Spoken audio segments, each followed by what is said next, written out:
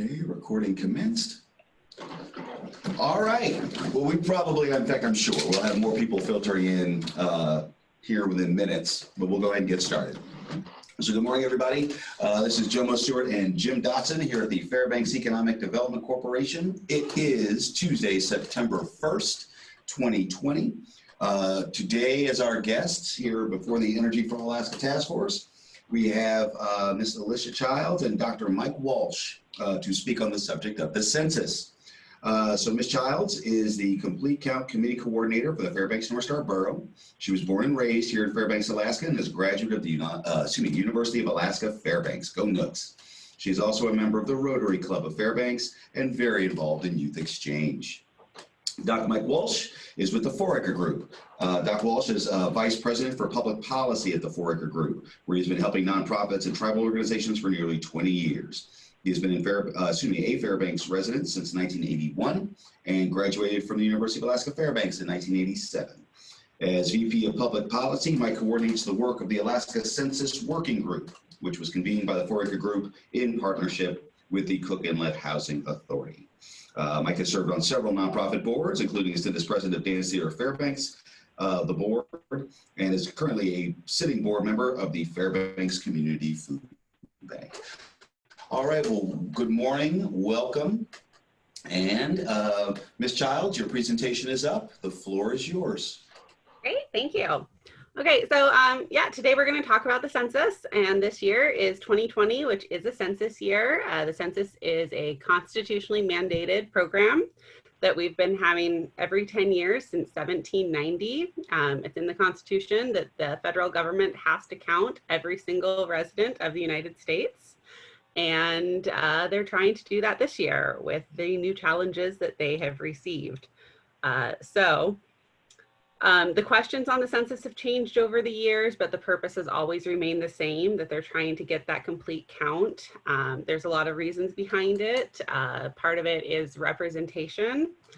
And sorry, let me try and get my slides to actually move.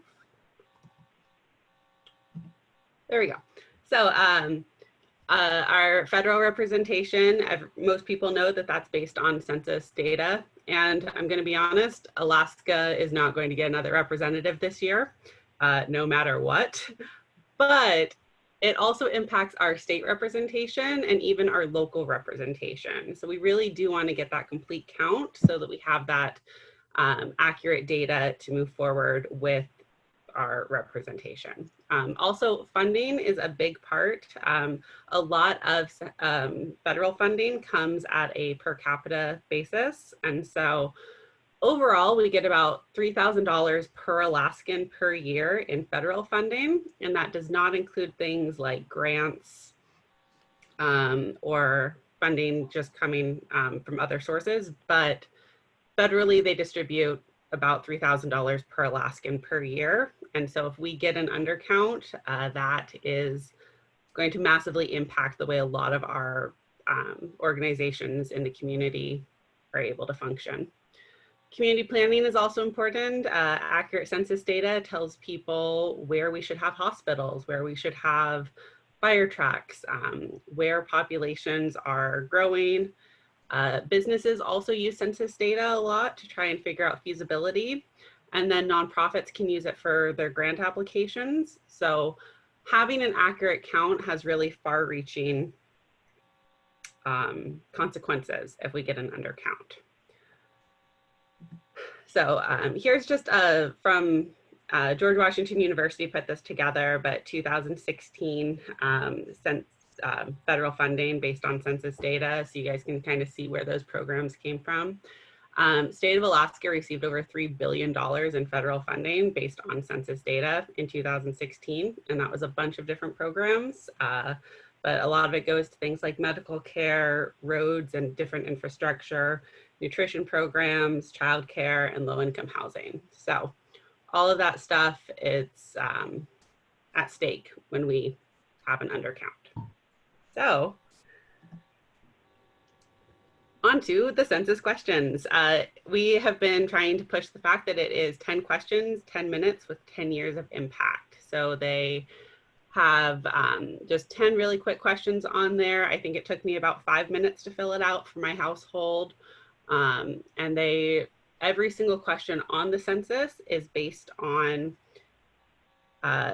funding. So they can't ask any questions that don't have direct federal funding linked to that question.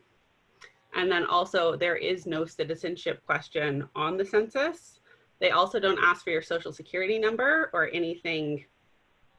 I mean, they ask for identifying information, obviously, but not information that is going to lead them to figure out someone is a non-citizen. So that has been misinformation that has been going out throughout the year, throughout the past couple of years. Originally, there was a bid by the current administration to put a citizenship question on there, but that was rejected. So currently, with this census, there isn't citizenship question, and it's a really safe thing. So when people fill out their census, that information is completely private. It's not going to be shared with your landlord. So if you have 15 people in your house and it's a 3-bedroom apartment and you're only supposed to have 4 people in it, no one else is going to find that out. That information is not being shared with law enforcement, your landlord, anyone who's doing anything about assistance programs. That information is kept secure by the Census Bureau and is not going to affect anything else. So it is a completely safe thing to fill out. They also do a really good job of protecting people's security. So with the Fairbanks North Star Borough, we are under a few different types of enumeration. And so that is the way that we get counted. Most of Fairbanks was under the self-respond. And so what self-respond was everyone received a postcard or a little packet in the mail that said, hey, census is happening, please respond. Here's your little code that you can respond on. We also had about 5% of the borough was under update leave, which is where census takers actually went and brought census packets to the households and left them at people's doors. So the census began March of 2020 for the main enumeration. Remote Alaska started their enumeration in January, but the majority of the state did not start their enumeration until March. I don't know if anyone else remembers March that well. Some other things happened in the country. Weirdly, we just went into this strange pandemic lockdown. And that really, unfortunately, coincided with pretty much the exact same week that the self-response started and the update leave was supposed to start. So instead of being able to have all those census packets get to people, especially in the update leave area, instead, people just didn't receive their census information, and they had to put a hold on all census operations. So there was about 3 months without any census operations happening. And then they restarted in June, and they began doing non-response follow-up in August. So we've had to have an adjusted timeline for everything, and now everyone needs to have their census complete by September 30th. Normally, we would already be done by now. Actually, Ms. Child, just so, can you go back to the last slide? Yes. So just so I'm clear, so again, self-response was effectively either fill out this form or go online. Yes. And so originally self-response was just, you can fill it out online or by phone. People who chose not to, or some households were in the area of self-response, but they didn't actually receive their packets. So like my block, at least, we were under the self-response area, but we didn't receive our packets. The Census Bureau wasn't quite sure why, but so those areas received a few different mailers, usually just saying, hey, please fill out your census. It's online or by phone. And then if they didn't, then they got the census packet in the mail where they could actually fill out their census and mail it back. But then there are areas in the borough where it's not necessarily where people don't receive mail at their home, the Census Bureau is not able to send out, they're not able to send out packets or census information to PO boxes. And so for anyone who doesn't receive mail at their home, they should have been under update leave, where the Census Bureau actually took the census packets to the households, left them on the doorstep, and asked people to respond. Okay. Okay. So that's the bodies. Those are the census counters. Yes. Yeah, those are the enumerators who are out. And those same enumerators are right now doing the non-response follow-up. So you might have seen them out and about. They started non-response follow-up in early August, and that's going until September 30th. So that is every single household who has not responded to the census should be having someone knock on their door and say, hey, we still don't have your information. Can you just answer these quick questions? Census workers will go back to houses about 6 times or up to 6 times if a person doesn't respond. And then they also, if they aren't able to get the information from that specific household, they will go and try and find a proxy. So that's where they might knock on the neighbor's door and say, hey, can you tell us how many people are living in this house? If you know any information about them, so that way they can get a general overview. Unfortunately, when we use proxies, it is going to be less accurate. I might know that my neighbor has 2 or 3 kids, but I might not really be sure about that. Also, if there's any newborns or anyone who has moved into the household, someone who's couch surfing on in the household, things like that, your neighbor's not necessarily going to know. So we do risk getting a lower count when we use proxies. So group quarters enumeration also had to be changed due to COVID. So group quarters is where they enumerate things like the student housing. So obviously they, well, not obviously, but they don't, the Census Bureau doesn't go dorm room to dorm room knocking on them. They get all of that information from the college and say, hey, how many people are living at the university at this point? Most of the group quarters were able to respond, but because the group quarters enumeration was set for April 1st, a lot of places like the dorms had already sent all of their students home at that point due to COVID. So they are still trying to kind of round up those numbers, and they're working on that. That's running for the next couple of days, so that will end September 3rd. The count of the people who are experiencing homelessness was supposed to happen March 31st and April 1st, and that had to be postponed. So that's now going to happen September 22nd, 23rd, and 24th. Hopefully we're going to be able to get a really accurate count for that. It is going to be slightly different. I mean, people who are experiencing homelessness in March might not be in September. And so we do risk missing some of those people who were homeless at that point and have found a place to live since then and are not going to be included in that count. So we're hoping that they're filling out their census. And then in-person group quarters, that is like the other group quarters enumeration, but that is more of a, that's where a census person actually comes and asks the question at the group quarters. And so that's been taking place, and that also will end on September 3rd. But they had to change all of those enumeration and the way that they count people due to COVID. So currently where we are at. Oh, please. Sorry. Oh, sorry. Did you have a question? Well, I was just going to ask if there were any questions. Just to remind everybody, we do have the chat box down at the bottom. You can use that if you have a question, or again, you all aren't usually shy. You don't have to be, so you can take yourself off mute if you have a question. Okay, thank you.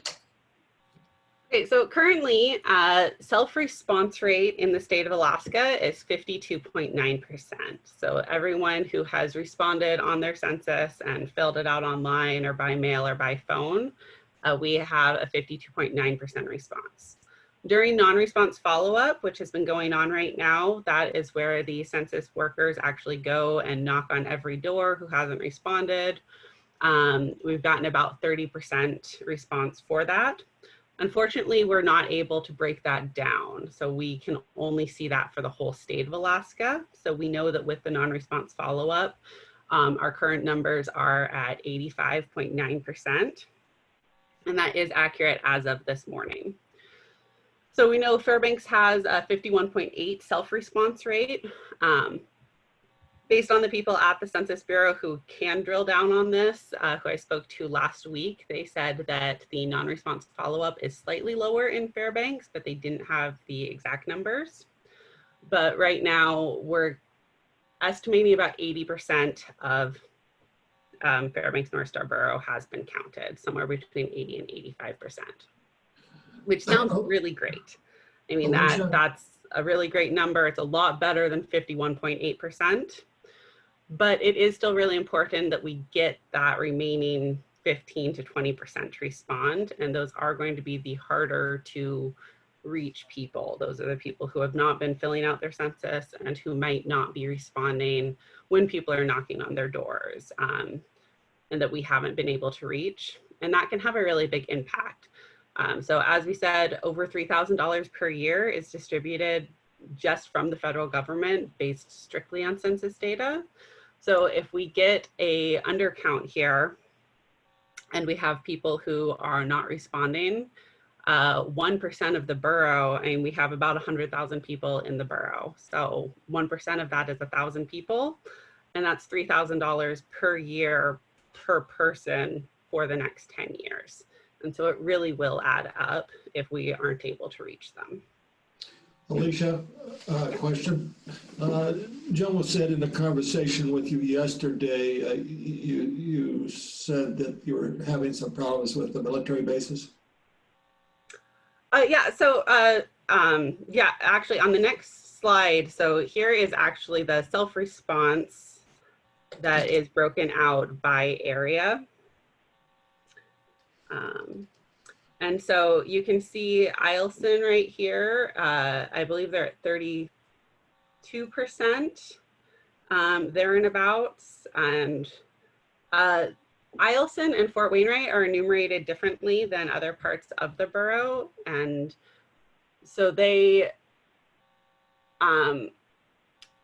things that we've been able to do for the rest of the borough to try and raise that response rate, we haven't been able to do for Eielson. We contacted Eielson. They said, yeah, sure, you guys can come on over and do a mobile questionnaire assistance program, which is where census takers actually go and they stand in front of maybe a grocery store and they get everyone's information who hasn't filled out their census. Unfortunately, the Census Bureau themselves has to do that mobile response, and they said they were not able to go and do that on Eielson or Fort Wainwright. So follow up to that question, like the institutions like UAF, you said you basically go to the, to the people in charge at UAF and ask them who's in the dorms. Why don't you do that with the military? So they do with the barracks. And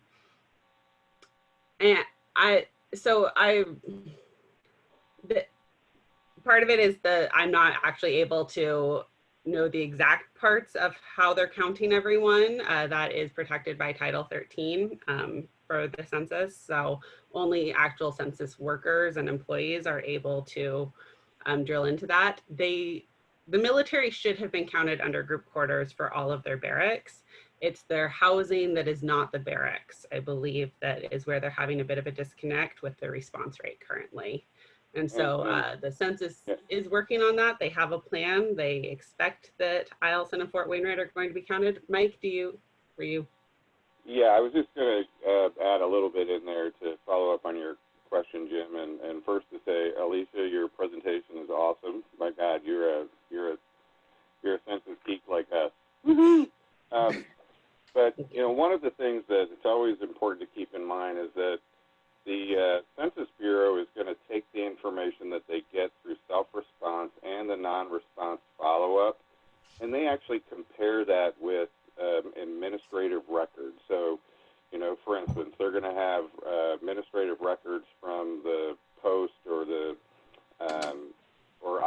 and that says, we think this many people are here, we've got this many people living in our housing, or we've got this many people that are coming in and off the base, and so on and so forth. So, I mean, the good thing, and yes, I know that we've got some challenges on the base, and actually I've, based on our conversation yesterday, have reached out to the Census Bureau to see if we can't find out a little bit more about what's going on. But the good news is it's not just what people do on the self-response and that non-response follow-up. They're going to say, according to our administrative records, there should likely be this many people residing on the base, or that claim the base as home. And the super good news is that when we compare the self-response and non-response follow-up with the administrative records, those generally match up to something like about 97 or 98%. So all is not lost, but the critical first step is to actually get people counted so that we really have that in those administrative records to back it up or supplement. So, yeah. They having a similar problem down at, say, J-Bear? Yeah. They are. Follow up, Jim? Nope. Okay, thank you. Yeah, looking at the self-responses, we can really see Eielson has a low self-response, the Alysha area. City of Fairbanks and City of North Pole, they are at quite a bit higher than the borough average, well, a bit higher. So we're doing okay. We wish it was a bit higher, but we are doing all right, but we are running out of time. So So it just looks like the more citified folks have a higher self-response rate. Yeah, and part of that was the area that was most likely to receive their census packets back in the very beginning. So when they did that initial self-response and they mailed it out, people who are living in City of Fairbanks, who are living in houses very close together, they are more likely to be able to receive mail at their home. There are some households that are listed under self-response that still don't receive mail at their house.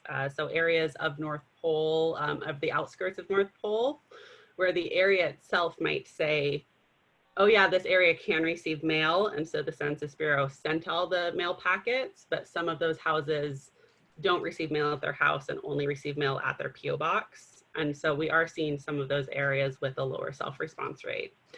To counter that, the borough, we did send out a little packet or just a little postcard to all of those houses. And it was to every PO box in the borough, hey, you might not have received your census packet, but you can still go online and fill it out at my2020census.gov, and it had a little QR code.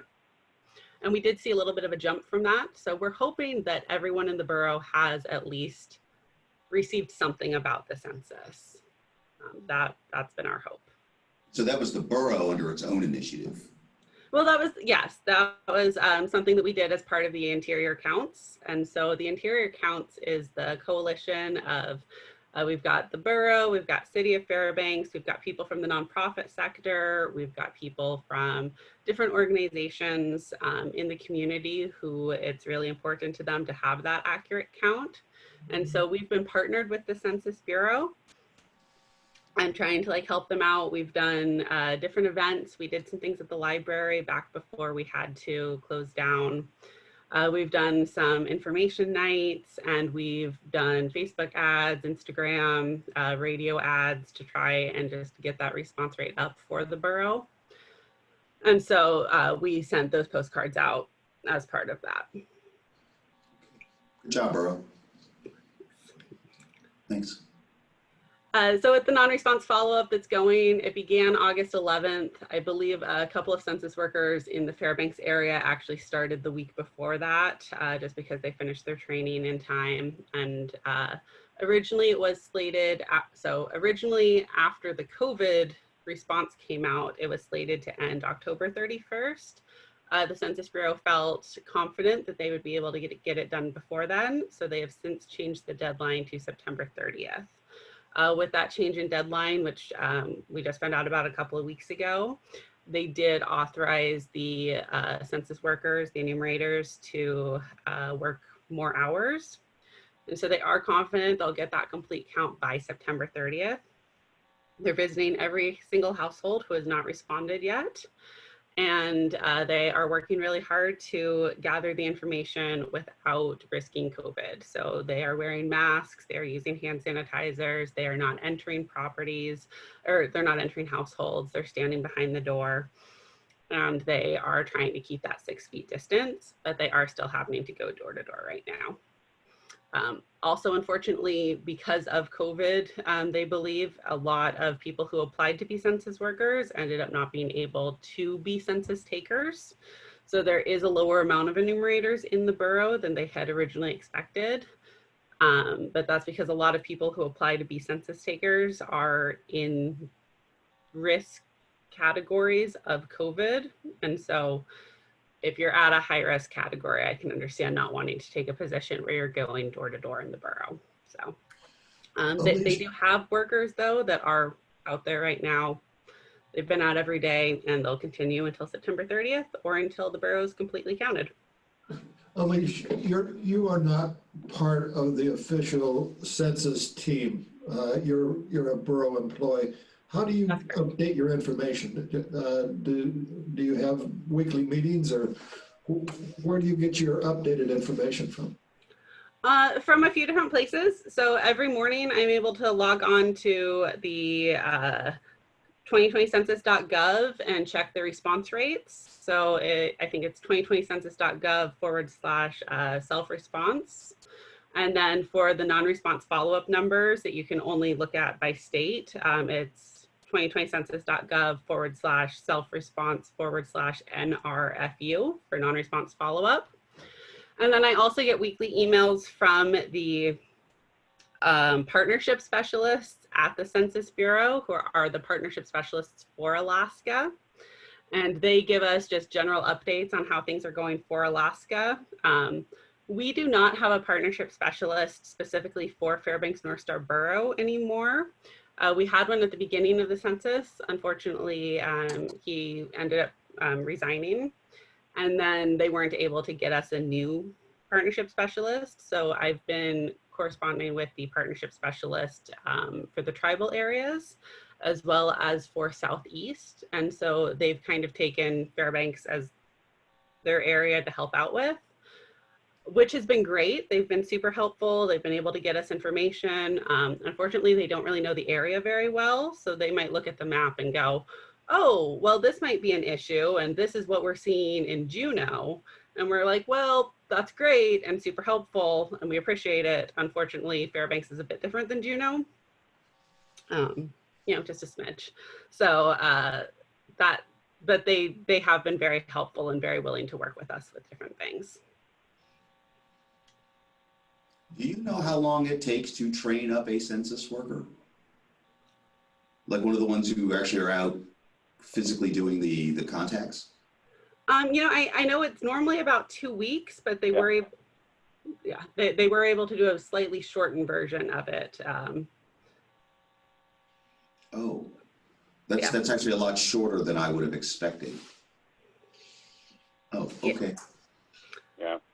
I mean, so much of the training is about the confidentiality and the importance of, how people answer the questions and how to approach people who may otherwise not really want to have a Fed come to their door and knock on it. And, so there's a lot of nuance there. But, yeah, about 2 weeks. And, I want to say that it's not rocket science. However, there are some things that it's really important to pay attention to, particularly around that confidentiality piece, because, the reality, and especially as we get in smaller towns throughout Alaska, is the census takers, the enumerators, they know people. They know who live there. So, for instance, I know that I'm knocking on this door, and I know that 5 people live there, but they're only telling me that there are 2. So do I put 5 in there, or do I put 2, which is what has been reported to me? So there is some nuance there, but yeah, 2 weeks is about it, and then you just throw didn't have these enumerators on the ground doing this non-response follow-up, we truly would be in Alaska at the bottom of the list. In terms of self-response, I think we're above maybe Guam.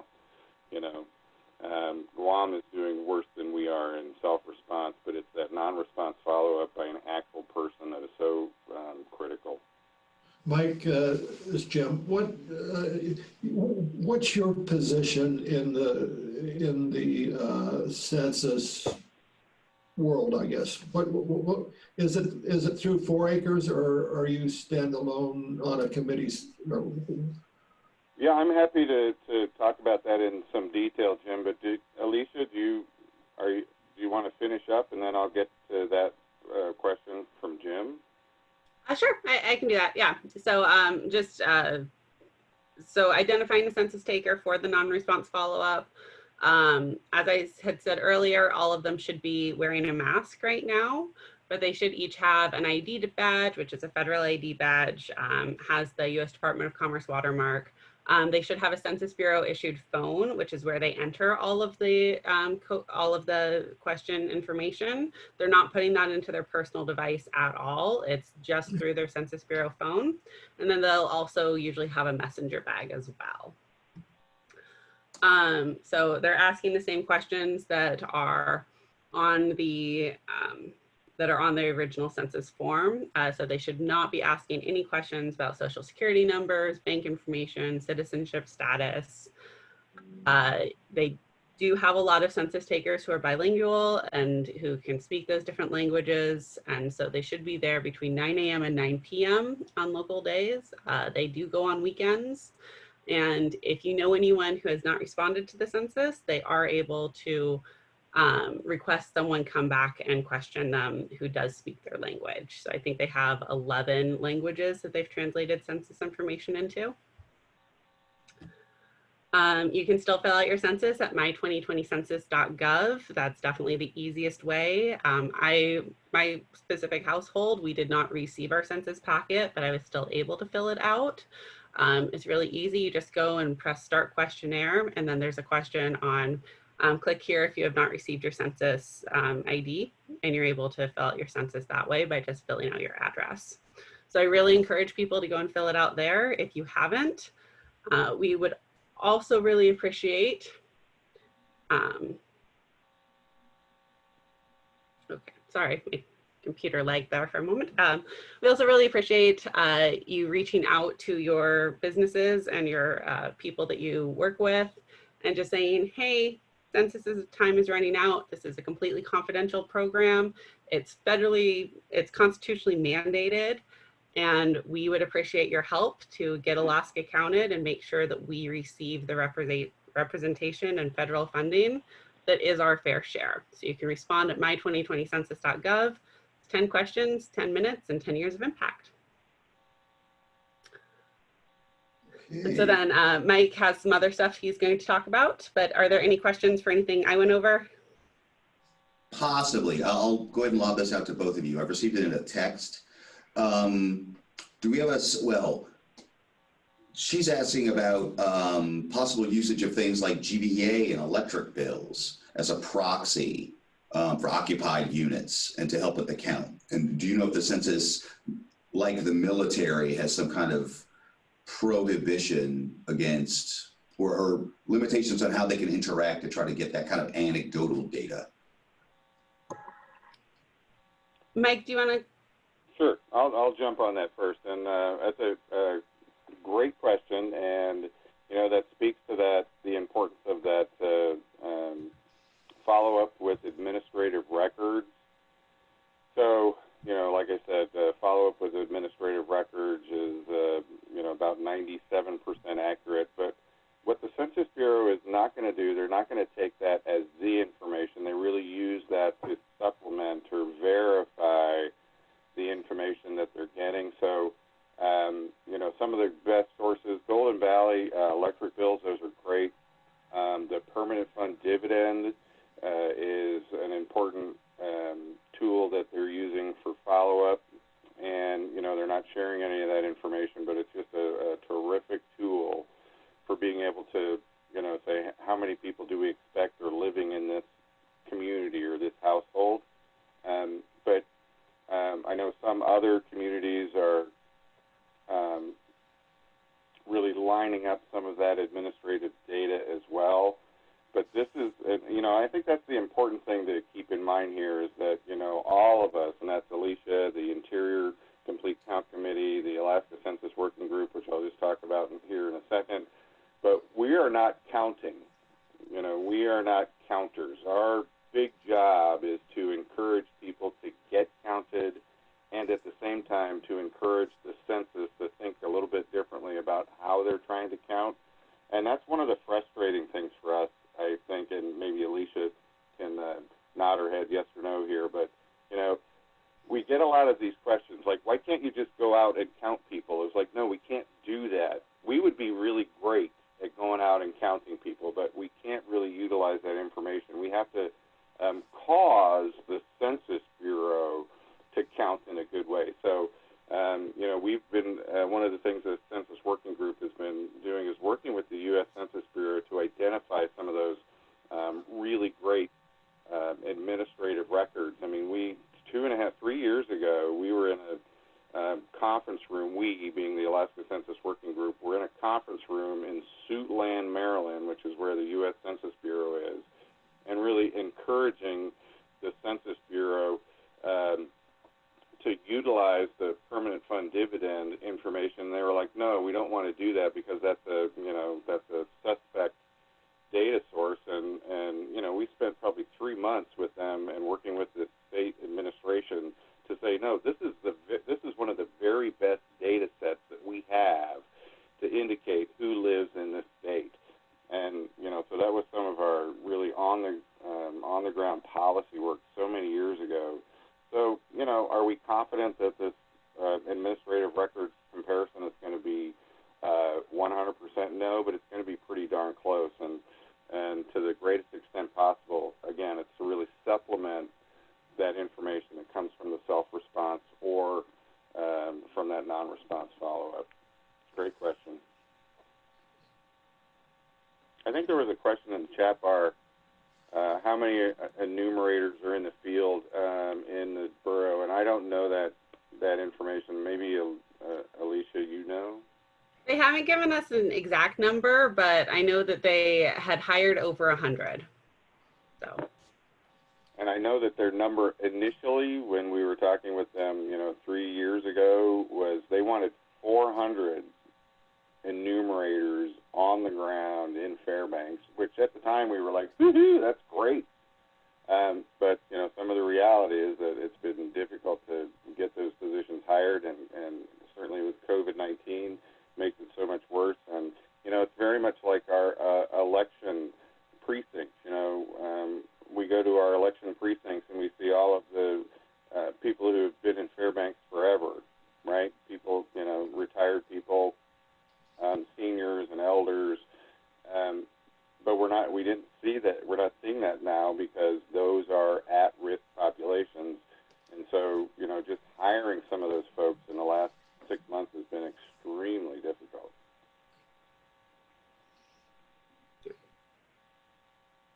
This might be a good time. I've gotten another question about where we're trying to wrap their head around why someone wouldn't respond.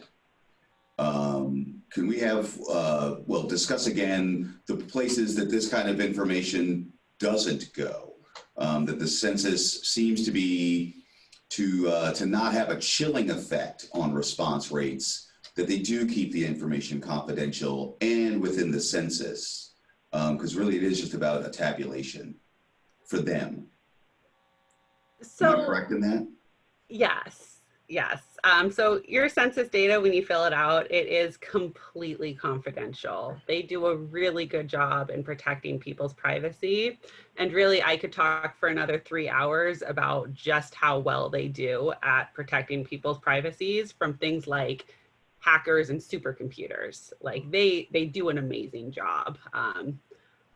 Unfortunately, that's not necessarily conveyed super well sometimes. Especially the census kind of became political, and I don't remember, I wasn't participating with the other past censuses, so I don't know how political they were. But this year it's been very political. And so we've seen some pushback from people who don't feel safe entering their information. They say they don't trust the current administration to protect them, and that they believe that the census is going to be used for nefarious purposes. So we've tried really hard to reassure people and say, hey, that's not going to happen. Any information that you enter is going to be completely confidential. It's going to be completely safe. This isn't being shared with ICE. This isn't being shared with the president even. I mean, he's going to get a number, but he is not going to get, you know, Alysha Childs lives at this house. And so that's something we've had trouble conveying. And then just the community in Alaska is a very private, it's people who really value their privacy, and they don't necessarily, a lot of people don't want the government interfering. And so we've gotten a lot of feedback of people just saying, well, I don't want the government to know that. I don't want them to know how many people live in my house. It's none of their business. We had a lot of problems with people who have no trespassing signs on their house, and they say, well, this is my domain. People aren't allowed to enter. I don't care if it's the federal government. And so that is harder for us to push against and be, well, it's constitutionally mandated. It is a requirement for the federal government to have fair representation. And in order to give out that fair representation, they need to know the exact number of residents in a community. And so we've tried to get that message out, but we do just have people who refuse to fill it out. There have also been people who have not filled it out because of anger towards the federal government. I noticed we got some feedback from a few people who are saying, well, I didn't receive my stimulus for COVID. Why should I fill out my census? And that question has come up a couple of times, and trying to say, well, that wasn't actually related. That was based on tax refunds. And so when we're sitting here saying, well, federal funding is distributed based on census data, and then people are saying, well, why am I not getting that money? It's going to the state. Why should I care? And then also, we see a problem of younger adults not responding. So that 18 through 30-year-old category. I'm going to be honest, I was in college during the last census, and I was living with 4 roommates, and I don't remember filling out my census. And I would be really interested to see if my roommates did. So in 62 years, I'm going to look that up and say, what did I get listed as? And that's just one of those things. It is really hard to get through to certain communities that it is an important thing that needs to get done. And follow up, Jomo, can I share my screen really quick? Yes. Can you let me do that? Yep. Okay. So I will stop sharing mine. okay. And again, thank you very much, Miss Alysha. Okay. Okay. And here you are, Doc. Should connect in just a minute.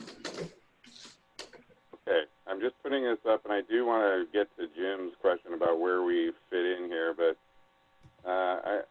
this slide really talks about us in the borough.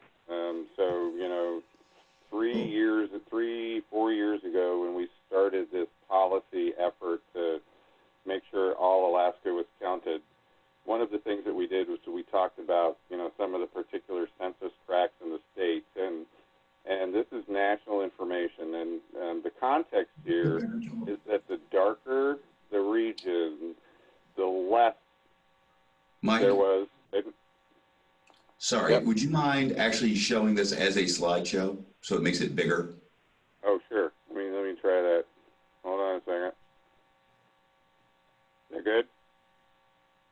Hasn't taken just Not yet. yet. Should be coming. There we go. Yes, sir. Thank you. So that big dark thing on the upper right, that's us. And so as we were really trying to talk about the importance of this census, I use this many times to talk about some of the particular census tracts. And we actually, in the Fairbanks North Star Borough, and particularly the Southeast Fairbanks Census Tract, we are almost, in the 2010 census, we were almost the worst census tract in the nation when it comes to self-response in particular. You can see that 28.6%, which is one of the lowest in the nation. And Alysha really hit on this very well to talk about fear, talk about, I don't want to help the government. But, there's a reason that people live on the Richardson Highway on a driveway that doesn't even look like it's been driven on for months and with no address in front of it. So we know that there are people that live in our census tract and across the state who really are up here to get away from the federal government. So the thought of having, a Fed come and, knock on your door is really troublesome to a lot of folks. And, in a perfect world, we'd be able to say, gosh, approximately 8% of the people that aren't responding are probably doing so because of that. We just don't know, but we know that this particular census tract has been an extreme challenge. And really, to hear this great news from Alysha about the response rate in essentially the worst census tract in the nation is absolutely encouraging. But I don't know if this helps with some of that context about why we are struggling in the Fairbanks North Star Borough.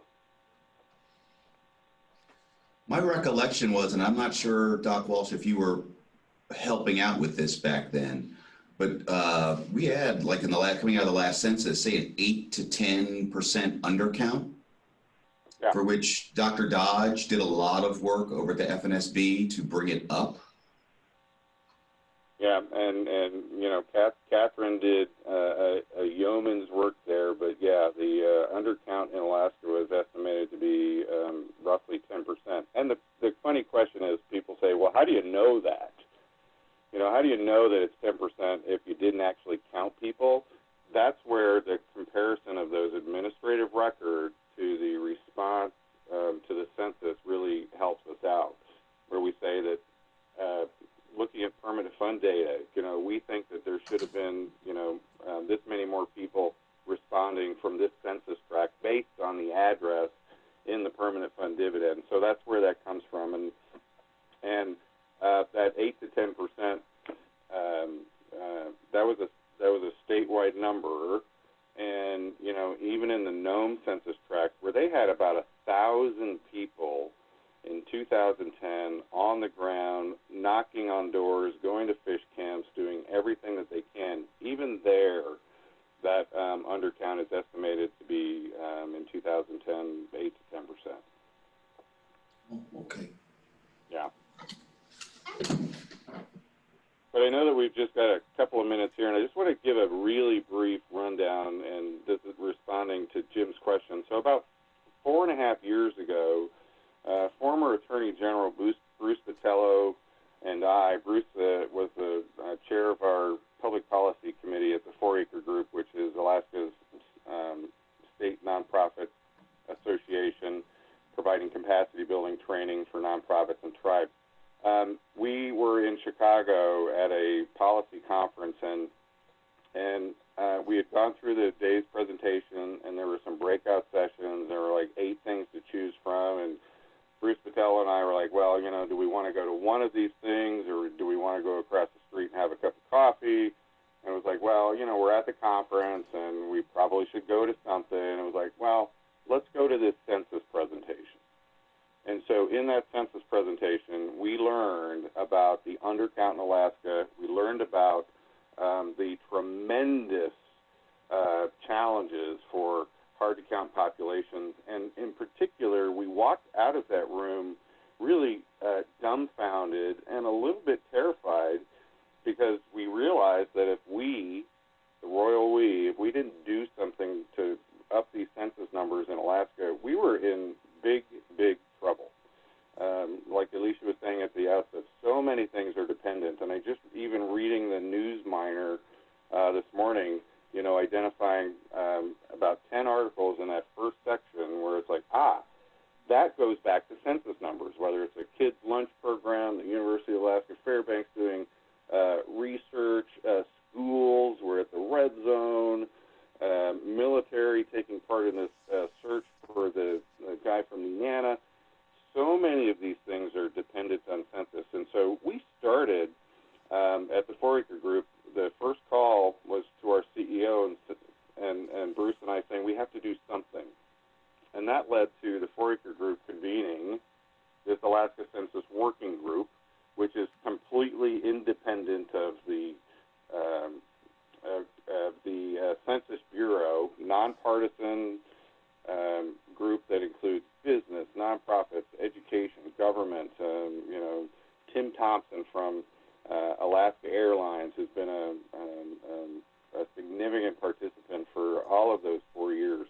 And after about 2.5 years, we're still doing a little bit, 2.5 years, 3 years of really concentrated policy work to make sure that the Census Bureau knew what we were worried about, that our congressional delegation was supportive of census appropriations and census efforts.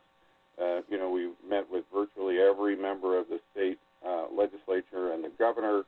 So after that significant public policy work, we entered into phase 2, which is our ground game, which is Alaska Counts. And I don't know if you want to I'll stop my share, Jomo, really quick, but to put up that Alaska Counts. And so that has been our outreach effort that we've been engaged in the last 1.5 years with the sole outcome of improving the count in Alaska. And, you know, that means doing language translation. Alysha was saying that there's official language translation for about 11 languages, but we've added translation of Alaska Native languages, 4 or 5, to really help translate some of this material. We had a mini grant program to encourage local communities. We worked with the Census Bureau to really start and populate these local complete count committees, which is what Interior Counts is, and those have been an incredibly important part of this whole effort, because ultimately it's what happens at the local level when trusted people are involved in the count that really makes those numbers go up. So like I said, we are completely independent of the Census Bureau. However, we have spent a lot of time making sure that that relationship is strong, and I think we went to Suitland, Maryland, again, where the Census Bureau, we've been there 3 times. We went there 3 times, met with the director and the leadership there to make sure they understood. We even brought along Lisa Murkowski and Dan Sullivan one time with us for backup. And so we have been really pleased with that partnership. And I went on the website that Alysha went on this morning too to look at those numbers, to see an 85.9% overall response for Alaska. You know, I'm like Homer Simpson, right? Woo! That's pretty incredible compared to last time. So I think we all can pat ourselves on the back a little bit, especially complete count committees like Interior Counts and Alysha's work. But the work is not done. That's that 15%. 14% that is really so critical, especially when it comes to some of the programs for veterans or for low-income folks around housing, some of the programs that are specifically targeting some of those really hard-to-count populations. And, you know, over the course of the last 1.5 years, we put out, I think, 3 different mailers to nearly 100,000 households. And we've seen some really great response to that. But the work is not done, and it's always cool. And, you know, Alysha's last slide there, when it says 10 minutes, 10 questions, 10 minutes, 10 years of funding, that is part of the outreach and marketing work that Alaska Counts and the Alaska Census Working Group has really pushing over the course of the last now, gosh, 4 years. So, I just, I am encouraged that my 94-year-old father-in-law, who lives in the Pioneer Home, he was counted last week. Okay, which, as we all know, is a real challenge. We haven't actually seen him in person since March 11th. So, the effort of the Census Bureau to get into those particular venues and do so in a safe way has been really pretty incredible. We are, as the Alaska Census Working Group, we are still holding out some hope that we might be able to get an extension on the September 30th end of the non-response follow-up. We are in weekly conversations with the congressional delegation, who by all three have been incredibly supportive of our effort. There is an effort to include an extension of the data delivery deadline in the census, which is the end of the calendar year, to extend that into March or April, thereby allowing the Census Bureau to say, well, we're not in such a time crunch, maybe we can actually go out to the end of October like we were going to do initially. We're still working on that, holding out some hope, but right now we're at, it's the first, and we've got 30 days and counting. And in terms of what you guys can do, Yes, whenever 2 or more of you are gathered in a room, say 2020 census, right? Say, have you done your census? We've had businesses that are saying, all right, we're going to shut down for 10 minutes so that everybody here can get on the computer and they can do their census. You're not going to make people do that, but it's about opportunity, making sure that folks have the opportunity to complete that census. But, you guys are leaders in the community. Your opinion matters. And, when you're at the Rotary, I'm a recovering Rotarian. I haven't, been in a while, but, it's still always there. But just when you're in those venues, say census and say September 30th and 10 questions, 10 minutes, 10 years of funding. So you guys can actually do a lot in these 30 days to help encourage this complete and accurate count. So I'll stop there. I know we're getting close to our time. One thing that's helpful, the Alaska Counts has a Facebook page that has a lot of really great information. And so just if your organization can go on to the Alaska Counts and share one of their posts about the census, it can really help to reach people that we haven't been able to reach yet. Yeah. I'm going to go ahead and try to pull that up now. Now, just now I was at the census page, right on the home page. I thought I saw respond. Yep. This is it. It's right. It's that prominently stated there on their website. They do not make it difficult to find. Oh, Yeah. Okay. Well, and one of the challenges early on is the Census Bureau was saying, hey, if you haven't received something in your resident mailbox or delivered to you with a actual census identifier, that you should wait for that to go fill out your census. And boy, that it was like sticking a big stick in a hornet's nest in Fairbanks. And so we were in an uproar about that, and our messaging came out immediately. It says, no, you don't have to wait. So if you haven't received something yet, or you know people who haven't received something and are saying, I got to wait for the census flyer to come, no, you can go. There are things that will identify your residents, and if necessary, there might be some follow-up from a census taker, but just go to the site. And there, Jomo's pulling that up. Lots of great information there. The website is alaskacounts.org. So yeah, there we have already surpassed 2010 in response rate, and that's great. But like I said, and I'm sure Alysha would agree with this, we're not done. 30 days. It is nice to hear. Again, I'll be honest. When I first reached out to you all to try to set this up, it's because I was alarmed because I'd heard that the response rates were precipitously low. So it is nice to hear that we're actually doing fairly well. But non-response follow-up has changed a lot for us. Yeah. It really has helped improve it. But we do still have that last 15 to 20% that we really need to get. So again, for us who might want to help out, again, really it's continuing to help spread the word and encourage people to participate. Yeah, and and a little bit of shaming. I see everybody on the Brady Bunch view on Zoom now, and I'll look at you and I say, "Have you filled out your census yet?" And not looking for a response, but every once in a while, you'll see 2 or 3 people. Oh crap! I haven't done that yet. And sometimes it's just like it's really easy, and I've just forgotten or something's going on. But yeah, anytime that you can ask that question, have you done your census yet? 10 minutes, 10 questions, 10 years of funding. Okay. Well, we are reaching in fact, we have reached the top of the hour. But is there any further questions from anyone who's online? And you can just go ahead and chime in.